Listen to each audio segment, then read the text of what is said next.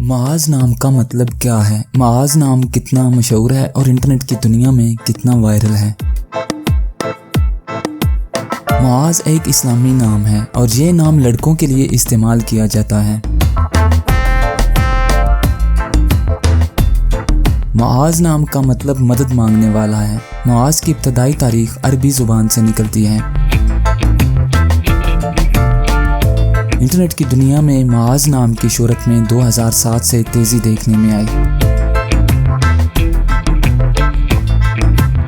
पिछले 15 साल में आप मुआज़ नाम की शोहरत और ट्रेंड्स का ग्राफ स्क्रीन पर देख सकते हैं। मौजूदा डाटा के लिहाज से मुआज़ नाम 2015 में वायरल रहा और मकबूलियत की हदों को छूने लगा। मुआज़ नाम पाकिस्तान, यूएई और मंगोलिया में बहुत पसंद किया जाता है और कसरत से इस्तेमाल में है।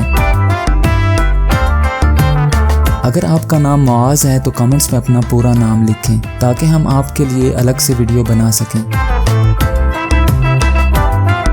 ये वीडियो आप मुआज़ नाम के किसी दोस्त के साथ शेयर कर सकते हैं, यकीनन वो इसे बहुत पसंद करेंगे।